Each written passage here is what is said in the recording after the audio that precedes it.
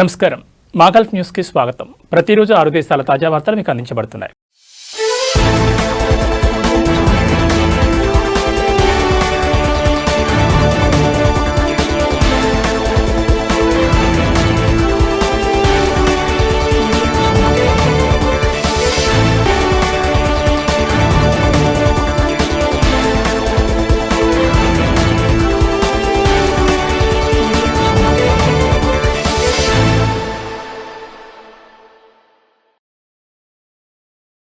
India iconic luxury tourist రైళ్లు అయిన maharajas express మరియు గోల్డెన్ చారిట్లను ప్రోత్సహించడానికి జనవరి 27న భారతదేశ జాతీయ పర్యాటక దినోత్సవ వేడుకల్లో భాగంగా ఖతార్లో రోడ్ షో నిర్వహించారు. Indian railway catering and tourism corporation మరియు Indian business and professionals council సహకారంతో ఖతార్లోని భారత రాయబార కార్యాలయం చేపట్టింది. ఈ రోడ్ షో సందర్భంగా భారత ప్రీమియం టూరిజం రైళ్ల గురించిన వివరాలను హైలైట్ చేశారు. ఈ లగ్జరీ రైళ్ల ప్రయాణాల ద్వారా భారత సాంస్కృతిక వారసత్వం, రాజ వారసత్వం మరియు ప్రపంచ స్థాయి ఆతిథ్యాన్ని సొంతం చేసుకోవచ్చని ఖతార్లోని భారత రాయబారి విపుల్ వివరించారు. విలాసవంతమైన పర్యాటక గమ్యస్థానంగా భారత్ నిలుస్తుందని తెలిపారు. IRCTC group general manager Promila Gupta 2 luxury రైళ్ల ప్రయాణ ప్రణాళికలు, ఆన్బోర్డ్ సౌకర్యాలు, సేవలపై వివరణాత్మక ప్రజెంటేషన్ ఇచ్చారు. రోడ్ షోలో ప్రముఖ టూర్ ఆపరేటర్లు, ట్రావెల్ మరియు టూరిజం నిపుణులు పాల్గొన్నారు.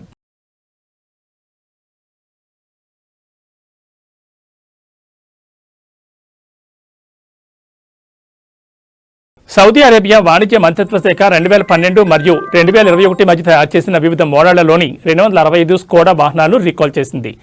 డ్రైవర్ సైడ్ ఎయిర్ బ్యాగ్ ఇన్ఫ్లేటర్లో లోపం కారణంగా ఈ రీకాల్ పిలిపించినట్టు తెలిపింది.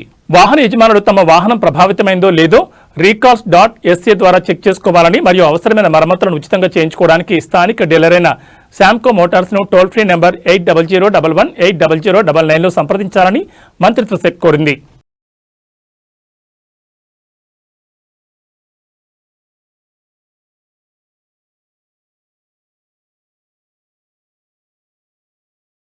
ఫుజైరాలో ఒక యువ భారతీయ ప్రవాసుడు తన ట్రైలర్లో నిద్రపోతున్నప్పుడు అనుమానాస్పదంగా మరణించిన ఘటన చోటు చేసుకుంది. 29 ఏళ్ల అన్సార్ మృతదేహం అతను పనిచేస్తున్న ట్రైలర్ ట్రక్కులో లభించిందని, అతని మరణానికి కారణం ఇంకా తెలియరాలేదని పోలీసులు తెలిపారు. అతని మరణానికి ఖచ్చితమైన కారణం తెలుసుకోవడానికి ఫోరెన్సిక్ నివేదిక కోసం ఎదురుచూస్తున్నామని అన్నారు. అన్సార్ కేరళకు చెందినవాడు. 8 సంవత్సరాల క్రితం యూఏఈకి వచ్చాడు. అప్పటి నుంచి అతను తన స్వస్థలాన్ని సందర్శించలేదని, అతను వచ్చే నెలలో భారత్కు వెళ్లాలని ప్లాన్ చేస్తున్నాడని మృతుడి సోదరుడు అనస్ చెప్పాడు. అతను మసాఫీలోని ఒక గ్యారేజ్లో పనిచేసేవాడని, యూఏఈ అంతటా ప్రయాణిస్తాడని, గత నెలలో హెవీ ట్రక్ లైసెన్స్ కోసం దరఖాస్తు చేసుకున్నాడని తెలిపాడు. అన్సార్ మసాఫీలో పనిచేస్తుండగా అనస్ తన తండ్రి మరియు మామతో కలిసి ముర్బాలో పనిచేస్తున్నాడు. వారు ఆ ప్రాంతంలో ఒక కిరాణా దుకాణం నడుపుతున్నారు.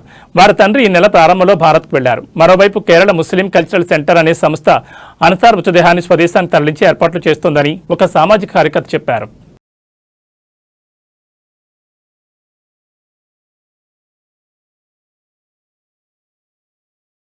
Public authority for civil information విడుదల చేసిన తాజా గణాంకాల ప్రకారం కువైట్ మొత్తం జనాభా 5% పెరిగి 5.237 మిలియన్లకు చేరుకుంది. ఇందులో భారతీయులు అతిపెద్ద ప్రవాస సముదాయంగా కొనసాగుతున్నారు. మొత్తం జనాభా 4.988 మిలియన్ల నుండి పెరిగినప్పటికీ కువైట్ పౌరుల సంఖ్య సుమారు 5,000 తగ్గింది. గత సంవత్సరం చివరి నాటికి కువైట్ జనాభా 1.563 మిలియన్లుగా ఉంది. ఇది అంతకుముందు సంవత్సరం 1.68 మిలియన్లుగా ఉంది. దీంతో మొత్తం జనాభాలో వారి వాటా 31.4% నుండి 29.85% తగ్గింది. ప్రవాస జనాభా 7.3% పెరిగి 3.42 మిలియన్ల నుంచి 3.67 మిలియన్లకు చేరుకుంది. కువైట్ నివాసితులలో వీరి జనాభా 71%కి పైగా ఉన్నారు. ప్రవాసుల సంఖ్యలో భారతీయుల ఆధిపత్యం కొనసాగిస్తున్నారు. ఒక సంవత్సరం ముందున్న 1.008 మిలియన్ల నుండి గత సంవత్సరం చివరి నాటికి 1.059 మిలియన్లకు పెరిగారు. భారతీయ సమాజం ఇప్పుడు కువైట్ మొత్తం జనాభాలో సుమారు 20% మరియు మొత్తం ప్రవాసుల్లో దాదాపు 29%గా ఉంది.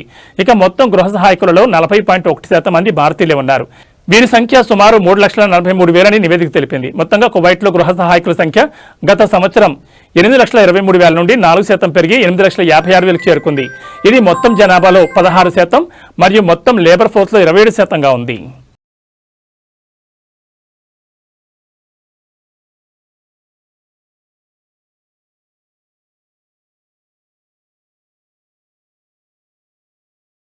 మస్కట్లోని భారత రాయబార కార్యాలయం బుధవారం సాయంత్రం 77వ గణతంత్ర దినోత్సవాన్ని పురస్కరించుకుని గ్రాండ్ రిసెప్షన్ నిర్వహించింది. ఈ కార్యక్రమానికి ఒమన్ సుల్తానేట్ నుండి పలువురు అధికారులు, ఒమన్ సుల్తానేట్లో గుర్తింపు పొందిన దౌత్య కార్యాలయాల అధిపతులు మరియు విదేశాంగ మంత్రిత్వ శాఖకు చెందిన పలువురు అధికారులు హాజరయ్యారు. ఈ సందర్భంగా నిర్వహించిన భారత్కు చెందిన పలు సాంస్కృతిక కార్యక్రమాలు ఆహుతులను విశేషంగా ఆకట్టుకున్నాయి.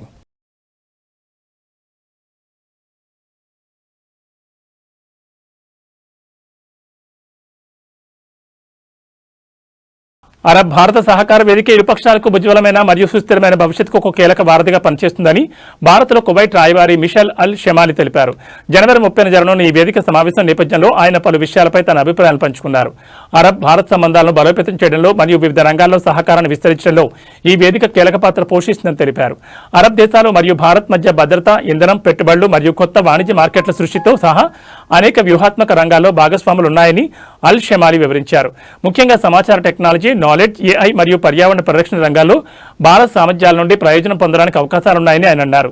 ఈ సమావేశంలో పాల్గొనే కువైట్ ప్రతినిధి బృందానికి అరబ్ లీగల్ కువైట్ శాశ్వత ప్రతినిధి రాయబారి తలాల్ అల్ ముతైరి నాయకత్వం వహించనున్నారు. అరబ్ భారత సహకార వేదిక సమావేశం సందర్భంగా న్యూఢిల్లీలో అరబ్ భారత వాణిజ్య, పరిశ్రమల మరియు వ్యవసాయ ఛాంబర్ ప్రధాన కార్యాలయం ప్రారంభించనున్నారు. ఈ కార్యక్రమంలో భారత్ తరపున వాణిజ్య మరియు పరిశ్రమ శాఖ మంత్రి పీయూష్ గోయల్ నాయకత్వం వహించనున్నారు. 2016లో స్థాపించిన అరబ్ భారత సహకార వేదిక మొదటి సమావేశానికి బహ్రెయిన్ ఆతిథ్యమిచ్చింది.